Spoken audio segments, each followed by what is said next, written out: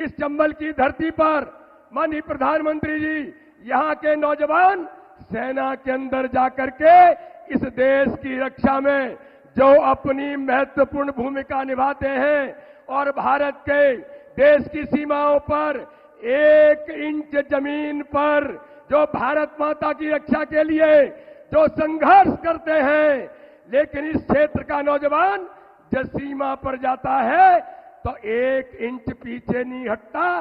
देश की रक्षा के लिए वो अपना बलिदान भारत की सीमा पर मात्र इस देश की रक्षा के लिए अपने आप को बलिदान कर देता है। ये वो भूमि है। लेकिन नागरिक भाई और बहनों, भारत के प्रधानमंत्री नरेंद्र मोदी जी जिन्होंने गरीबों के कल्याण से लेकर हर गरीब का जीवन बदलने का जो अभियान 10 वर्षों के अंदर माननीय प्रधानमंत्री मोदी जी ने लिया है, लेकिन मैं आज मुरैना के इस जनसभा में कहना चाहता हूं, देश के ऐसे प्रधानमंत्री जो अपने जीवन के अंदर चाहे वो मुख्यमंत्री थे, चाहे आज 10 वर्षों से भारत का नेतृत्व कर रहे हैं, दिवाली जैसे पर्व को भी मनाने के लिए कहीं जाते हैं तो सीमा पर भारत के सैनिकों के बीच माननीय प्रधानमंत्री दिवाली मनाते हैं।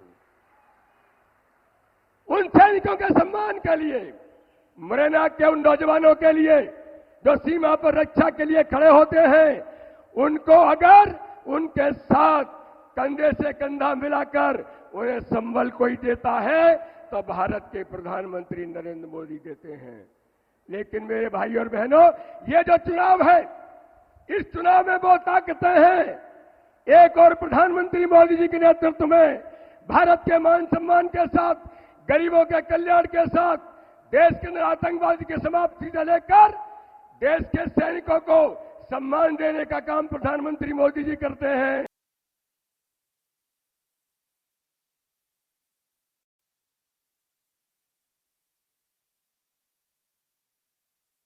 लिखा जाता है तो कांग्रेस के राहुल गांधी ये पूछते हैं कि मोदी जी ने सत्ता जब से संभाली तब से आतंकवाद समाप्त हो गया और आतंकवादी अब देखते तक भारत की तरफ नहीं है, लेकिन जब सर्जिकल स्ट्राइक होती है पाकिस्तान में घुसकर सीमा पर हमारे सैनिक, हमारे मुरैना के नौजवान उन्हें जवाब दे करके घुस करके आते हैं तो राहुल गांधी पूछते हैं ये सर्जिकल स्ट्राइक का प्रूफ क्या है। तो मेरे मुरैना के भाई और बहनों, इस जनसभा के अंदर आज हमें तय करना है, एक और भारत के प्रधानमंत्री मोदी जी के नेतृत्व में वो हर दिवाली सैनिकों की सम्मान के लिए सीमा पर जाकर के मनाते हैं, तो दूसरी ओर सैनिकों का अपमान करके कांग्रेस के राहुल गांधी और दिग्विजय सिंह जैसे लोग और मुरैना के अंदर जो चुनाव लड़ रहे हैं, ये लोग उन सैनिकों का अपमान करते हैं। तो मेरे भाई और बहनों, ये चुनाव उन सैनिकों के सम्मान के लिए नरेंद्र मोदी जी आज मुरैना पधारे हैं और दूसरी ओर वो लोग हैं जो उन सैनिकों का अपमान इस देश के अंदर सर्जिकल स्ट्राइक का लोगों से प्रूफ मांगते हैं।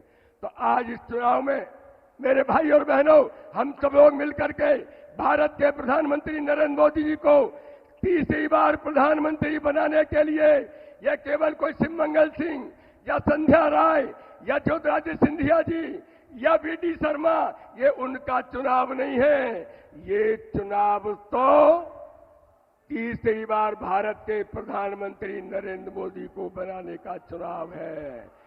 बोलिए, हम भारत के प्रधानमंत्री मोदी जी को प्रचंड बहुमत से इस बार प्रधानमंत्री बनाएंगे। ताकत से बताओ, बनाएंगे? हर बूथ पर कमल खिलाएंगे? तो माननीय प्रधानमंत्री जी को दोनों हाथों से तालियां बजा करके प्रधानमंत्री का अभिनंदन करिए। हम पुनः मुरैना की धरती पर माननीय प्रधानमंत्री जी को तीसरी बार प्रधानमंत्री बनाने के लिए मुरैना की जनता भी आज संकल्पित है। बोलिए भारत माता की, भारत माता की। बहुत बहुत धन्यवाद।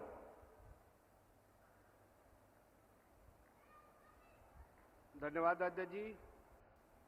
फिर एक बार, फिर एक बार, फिर एक बार, अब की बार, अब की बार, अब की बार। हम सबके लिए गौरव और प्रसन्नता का विषय है कि आज हम सबके बीच दुनिया के सर्वाधिक लोकप्रिय नेता, हमारे देश के यशस्वी प्रधानमंत्री माननीय नरेंद्र मोदी जी का आगमन हुआ है। वो इस अवसर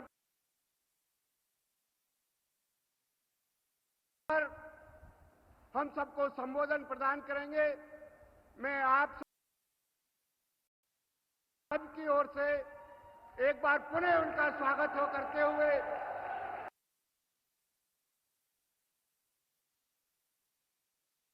विनम्रता पूर्वक उनको आमंत्रित करता हूं, वो आए।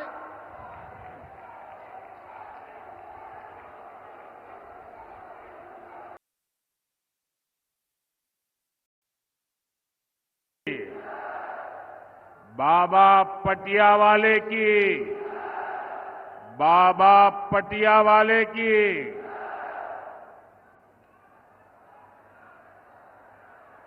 मैं वीरों की धरती को, मुरैना की मिट्टी को श्रद्धापूर्वक नमन करता हूं।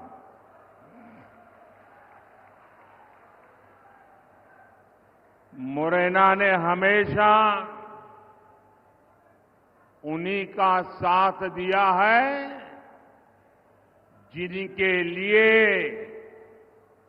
राष्ट्र प्रथम है। आप सबका उत्साह देखकर मैं कह सकता हूं कि मुरैना आज भी न अपने संकल्प से डिगा है और ना ही कभी डिगेगा।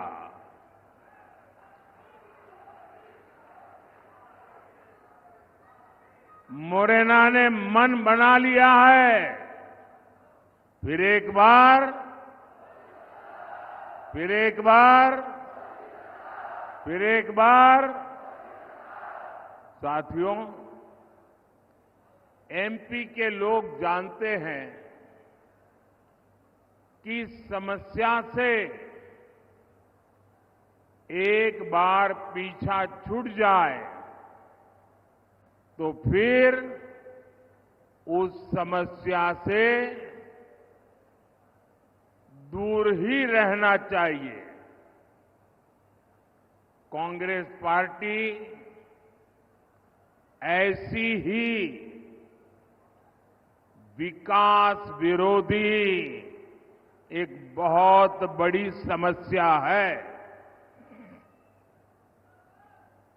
चंबल के लोग कांग्रेस का वो दौर कैसे भूल सकते हैं। कांग्रेस ने चंबल की पहचान खराब कानून व्यवस्था ऐसे क्षेत्र के तौर पर बना दी थी। उस दौर में कांग्रेस ने एमपी को देश के बीमारू राज्यों की लाइन में खड़ा कर दिया था। भाइयों और बहनों, भाजपा की सरकार ने कांग्रेस के बनाए गड्ढों को भरने के बाद एमपी और चंबल को नई पहचान दिलाई है, गौरवपूर्ण पहचान दिलाई है। भाजपा सरकार में चंबल, काली सिंध, पार्वती लिंक परियोजना से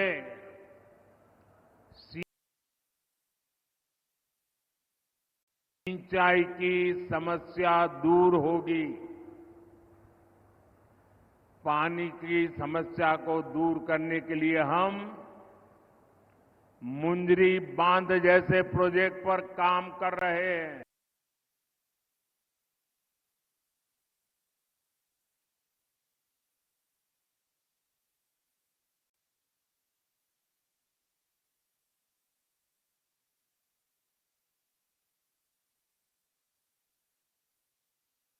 की तस्वीर बदल रहे हैं। यहां लेदर पार्क भी विकसित किया जा रहा है।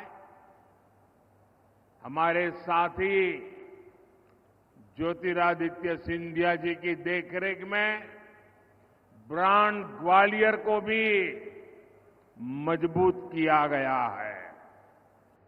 भाजपा सरकार में हुए विकास को भिंड, मुरैना, ग्वालियर के वो लोग और ज्यादा अनुभव कर रहे हैं जिन्होंने कांग्रेस का वो काला दौर देखा है। 4 जून के बाद हमारे तेज तर्रार मुख्यमंत्री मोहन यादव जी के नेतृत्व में मध्य प्रदेश का विकास और स्पीड पकड़ने जा रहा है।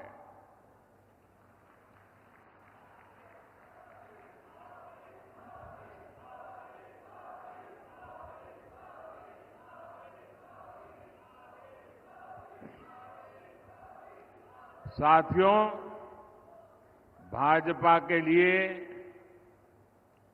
देश से बड़ा और कुछ भी नहीं है और कांग्रेस के लिए अपना परिवार ही सब कुछ है। कांग्रेस की पॉलिसी है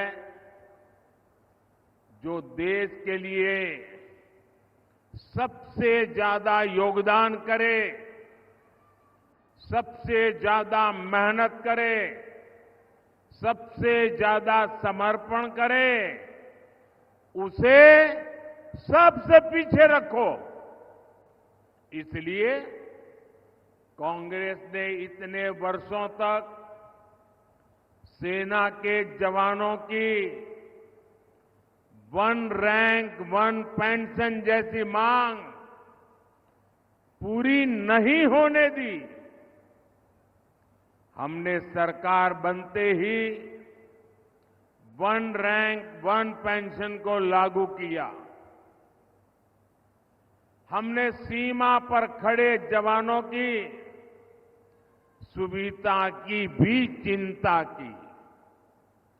कांग्रेस सरकार ने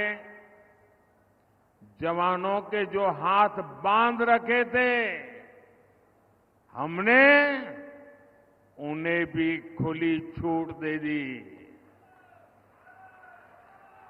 हमने कहा अगर 1 गोली आती है 10 गोली चलनी चाहिए।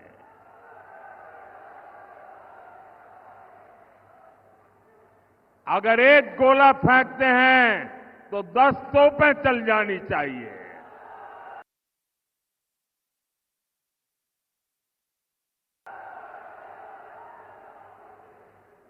भाइयों और बहनों, आज हम देश में लाखों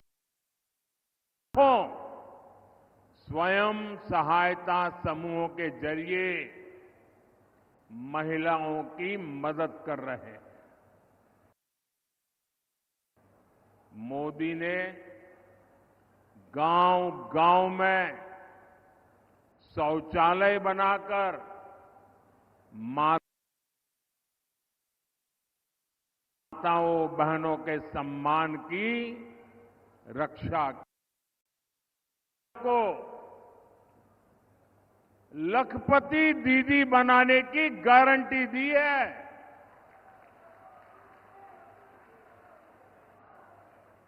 3 करोड़ महिलाएं जब लखपति दीदी बनती है तो उस परिवार की, उस गांव की सारी अर्थव्यवस्था तेज गति से दौड़ने लग जाती है। साथियों, आप सब जानते हैं, आजादी के समय कांग्रेस ने धर्म के नाम पर देश का विभाजन स्वीकार किया था। मां भारती के हाथों की जंजीरें काटने के बजाय कांग्रेस ने मां भारती की भुजाएं ही काट दी थी,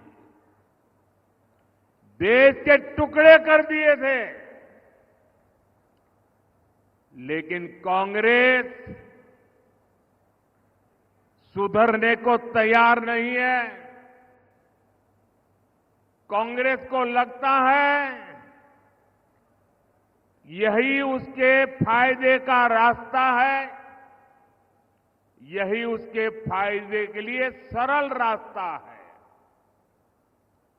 आज एक बार फिर कांग्रेस कुर्सी के लिए छटपटा रही है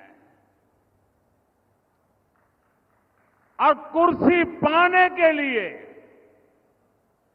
भांति भांति के खेल खेल रही है। देश के कोटि कोटि नागरिकों के आंखों में धूल झोंककर सत्ता हथियाने के लिए आपके भविष्य को बर्बाद करने पर तुली हुई है। ये लोग फिर से धार्मिक तुष्टीकरण को मोहरा बना रहे हैं। साथियों,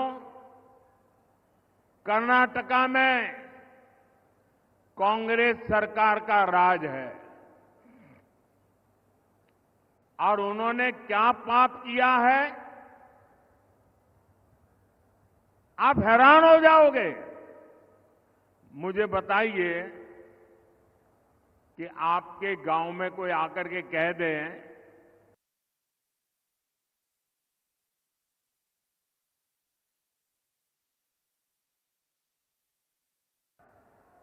कांग्रेस सरकार ने कर्नाटका में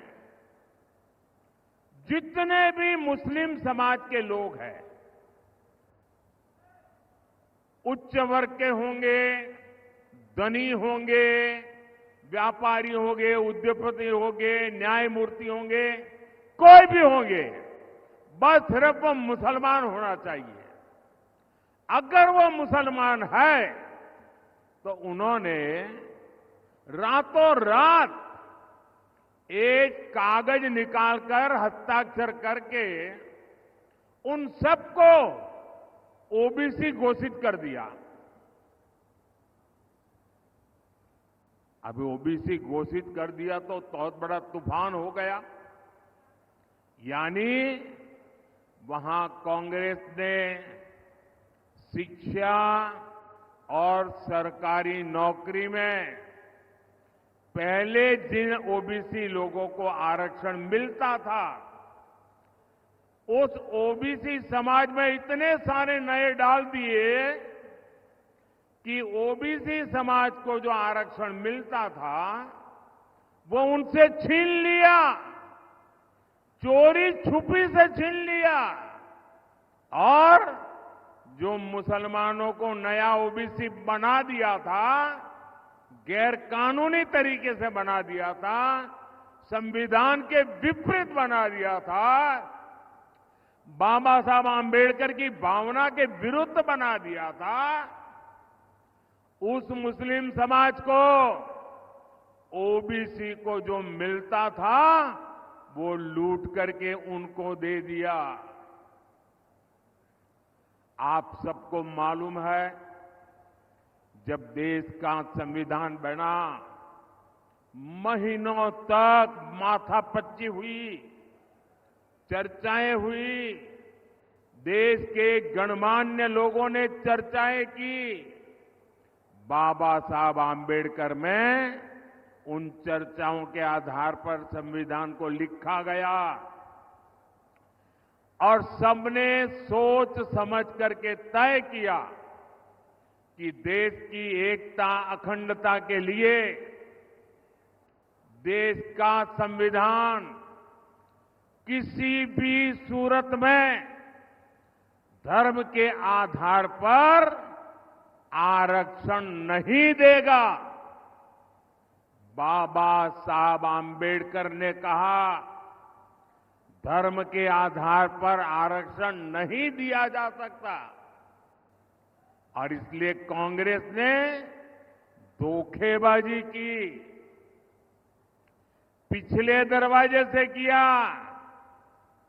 खुद बाबा साहब आम्बेडकर की पीठ में छुरा भोंक दिया। लेकिन वोट बैंक और तुष्टीकरण में डूबी कांग्रेस कर्नाटका का यही मॉडल पूरे देश में लागू करना चाहती है। साथियों, कांग्रेस दलितों का, पिछड़ों का, आदिवासियों का हक छीनने का षड्यंत्र लंबे समय से कर रही है। 19 दिसंबर 2011 को जब उनकी सरकार थी, तब की कांग्रेस की केंद्र सरकार धर्म के नाम पर आरक्षण देने का एक मुसद्दा, एक नोट कैबिनेट में लेकर आई थी।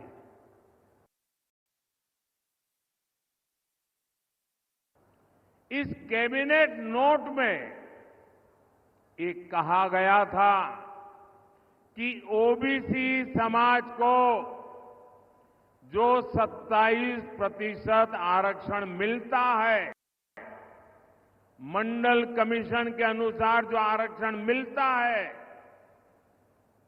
उस आरक्षण का एक हिस्सा काट करके 27% में से एक टुकड़ा काट करके मजहब के नाम पर दिया जाएगा।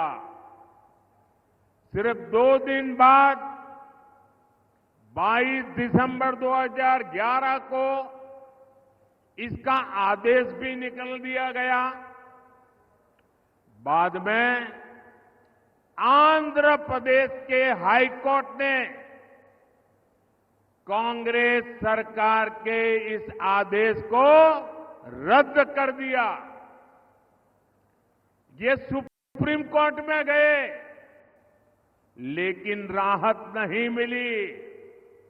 तब 2014 में कांग्रेस ने घोषणा पत्र में लिखा कि धर्म के आधार पर आरक्षण देने के लिए कानून बनाना पड़े तो कानून भी बनाएंगे। तो 2014 में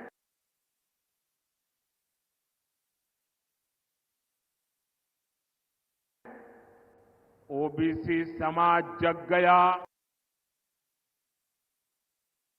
होकर के कांग्रेस के सपनों को मिट्टी में मिला दिया, उनको सत्ता से बाहर कर दिया।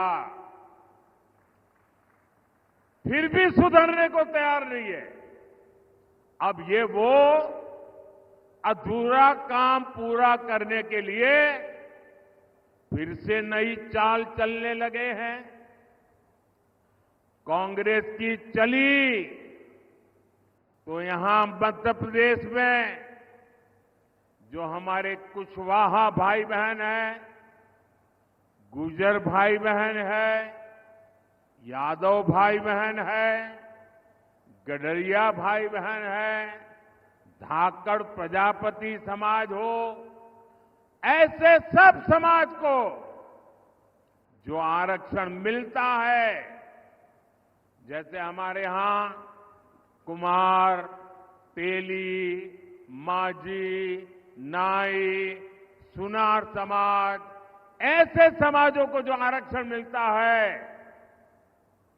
कांग्रेस इन सभी ओबीसी जातियों से उनका हिस्सा छीनकर अपने चहेते वोट बैंक को मजबूत करने के लिए उनके चरणों में देने का मन बना करके बैठी है।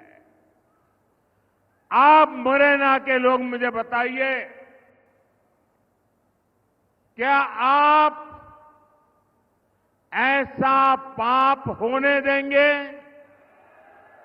पूरी ताकत से बताइए। उनको जरा डर लगे, ऐसा करिए। क्या ऐसा होने देंगे?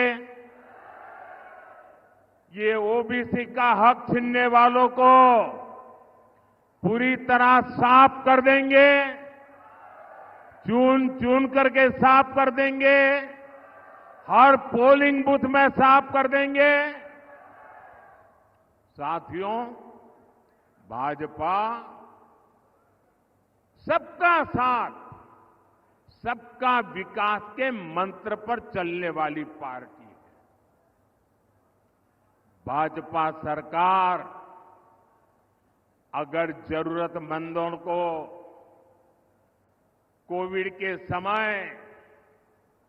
अगर राशन की जरूरत है तो कोई भेदभाव नहीं, न जाति का भेदभाव, न धर्म का भेदभाव, जरूरतमंद 80 करोड़ लोगों को मुफ्त राशन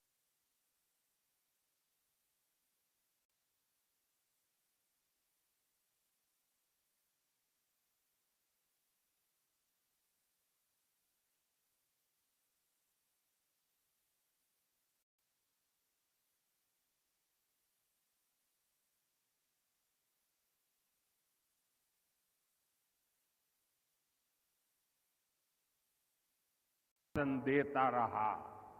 क्या कभी आपने कोई शिकायत सुनी है?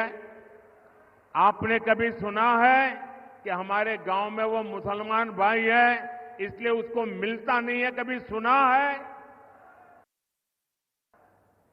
भाइयों बहनों, भाजपा सरकार ने 4 करोड़ गरीबों को पक्के मकान दिए। ये घर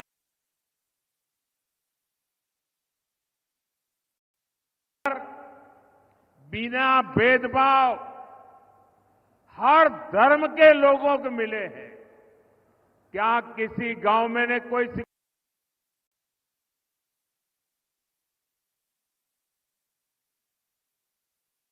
शिकायत सुनी है कि भाई धर्म के आधार पर मुझे मकान नहीं मिला?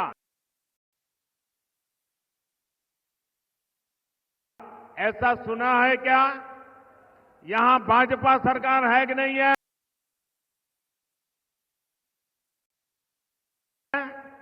दिल्ली में भाजपा सरकार है कि नहीं है? कोई भेदभाव की खबर सुनी है क्या? भाजपा सरकार ने 11 करोड़ घरों तक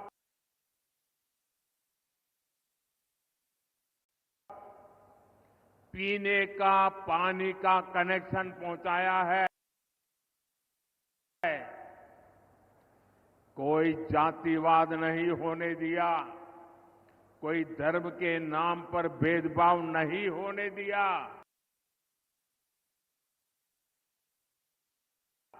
क्योंकि सबका साथ, सबका विकास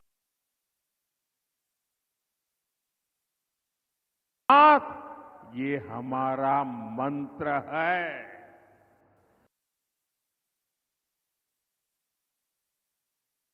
हर धर्म, हर समाज को ये लाभ समान रूप से मिलना चाहिए। समान रूप से मिलना चाहिए कि नहीं मिलना चाहिए? अगर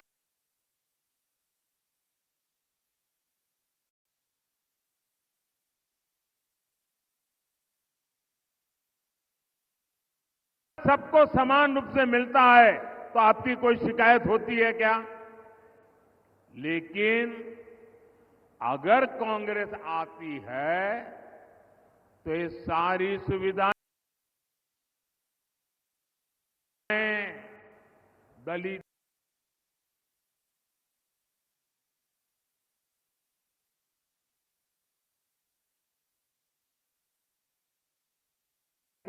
पिछड़ों, आदिवासियों और सामान्य वर्ग के गरीबों को नहीं मिलती। कांग्रेस की चले तो गरीब कल्याण की योजनाओं का लाभ भी धर्म के आधार पर देती, क्योंकि कांग्रेस तो डंके की चोट पर यही कहती है कि देश के संसाधनों पर पहला हक मुसलमानों का है। मोदी कहता है देश के संसाधनों पर पहला हक इस देश के गरीबों का है।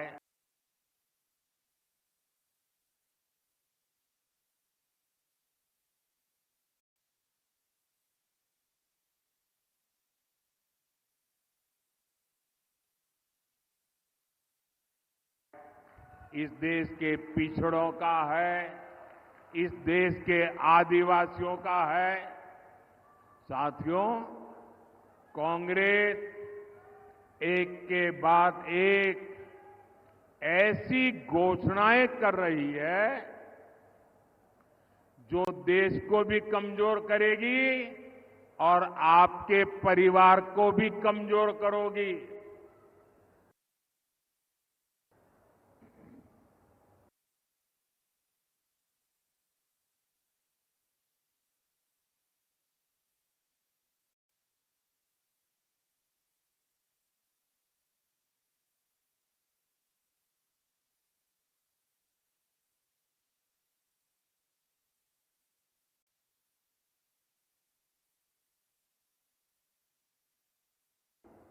तो ये मेरी सोशल मीडिया में जो लोग बहुत नाराजगी से कुछ न कुछ कहते रहते हैं, टीवी मीडिया वाले भी कहते हैं, मेरी करबद्ध प्रार्थना है भाई, इन नामदारों को कुछ मत कहो।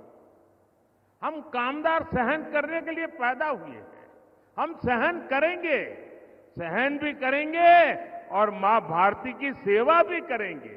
हम जरा भी पीछे नहीं हटेंगे दोस्तों, जरा भी रुकेंगे नहीं।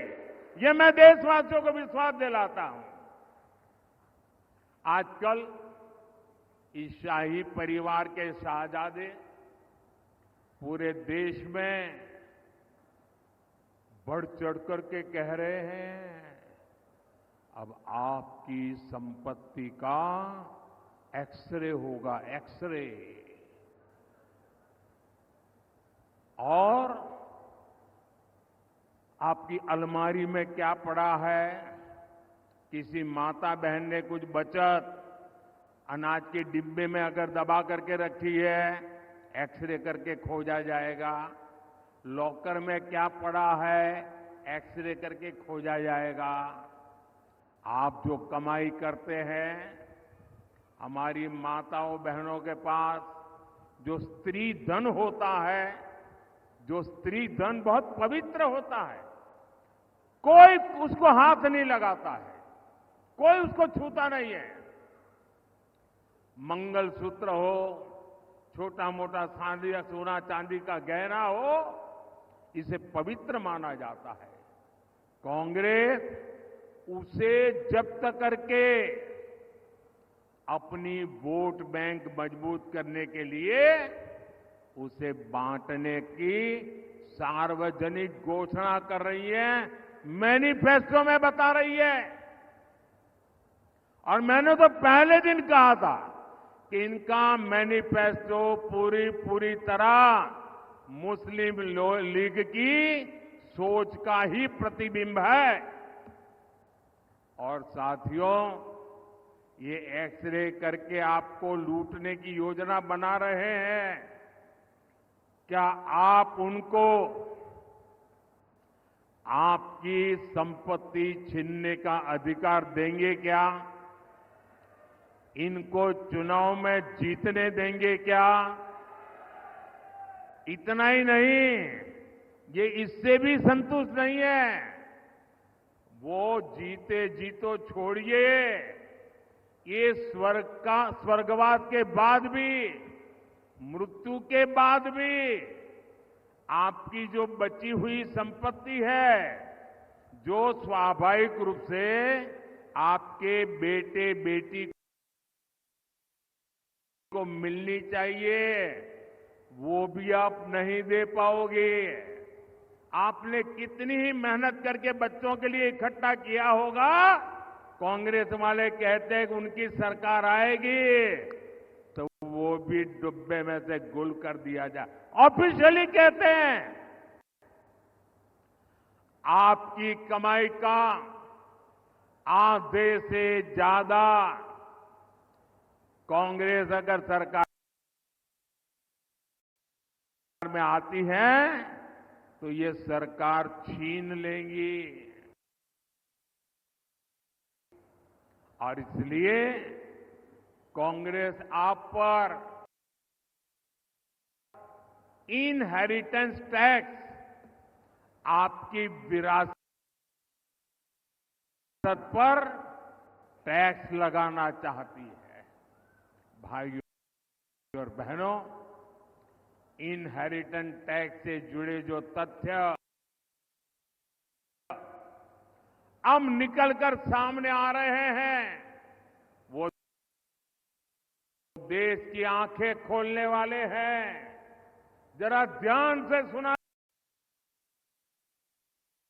जाए, आप भी ध्यान से सुनिए और मेरे देश के दिग्गज पत्रकार भी जरा सुन ले, मीडिया वाले भी सुन ले।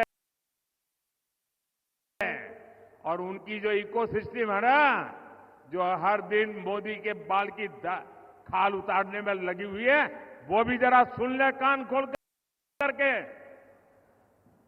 देश के साथ कैसा कैसा पाप हुआ है।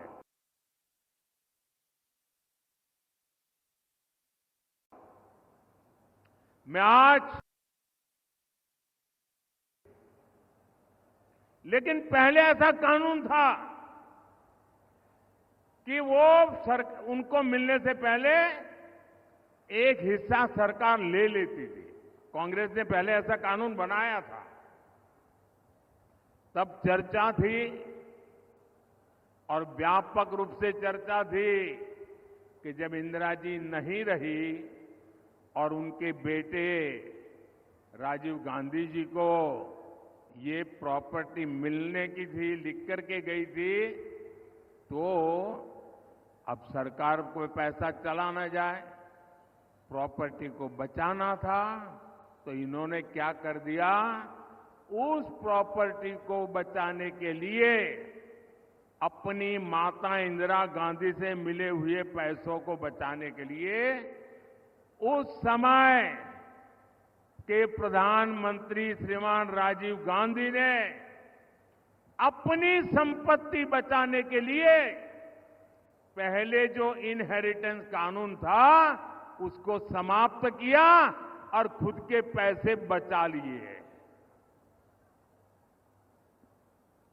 खुद पर आई तो कानून हटा दिया और अब वहां मामला निपट गया। तो आज फिर सत्ता पाने के लालच में ये लोग वही कानून ज्यादा कड़ाई से वापस लाना चाहते हैं। बिना टैक्स के अपने परिवार की 4 पीढ़ियों की अकूत धन दौलत हासिल करने के बाद अब ये लोग आप जैसे सामान्य मानवी की विरासत, आपकी मेहनत की कमाई, जो आपने अपने बच्चों के लिए बचत करके रखा है, उस पर टैक्स लगा करके आधी संपत्ति लूटना चाहते हैं। और इसलिए ही तो देश कह रहा है, कांग्रेस की लूट जिंदगी के साथ भी और जिंदगी के बाद भी। साथियों, आपके और कांग्रेस के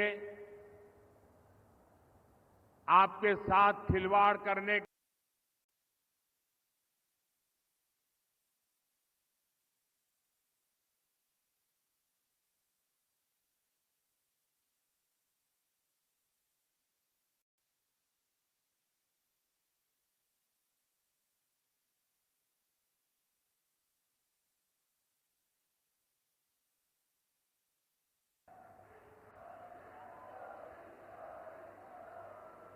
ये गाली गलौज इसलिए हो रहा है क्योंकि मोदी 56 इंच का सीना तान करके खड़ा हो गया है।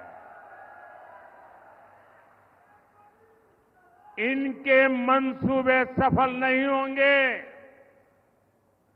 इनके मंसूबे सफल नहीं होंगे, ये मोदी की गारंटी है।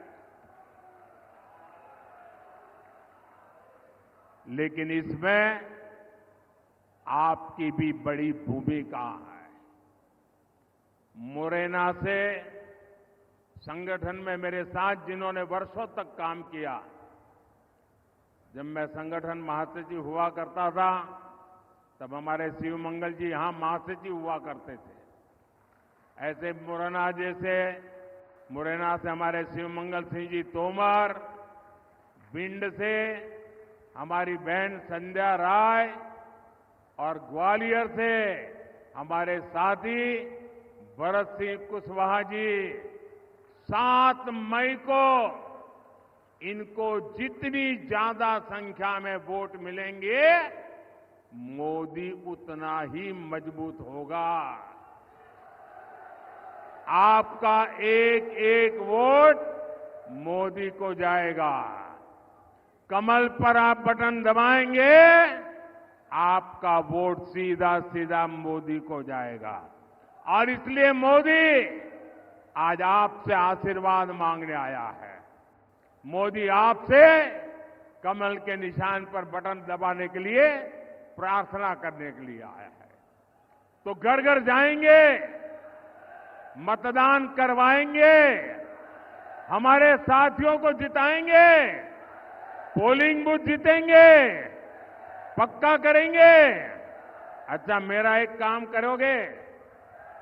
मेरा आपसे अनुरोध है कि आप घर घर जाकर के ये भी कहना कि मोदी जी आए थे और मोदी जी ने आपको प्रणाम कहा है। मेरा प्रणाम पहुंचा देगा? मेरा प्रणाम पहुंचा दोगे? बोलिए मेरे साथ, भारत माता की, भारत माता की, भारत माता की। बहुत बहुत धन्यवाद।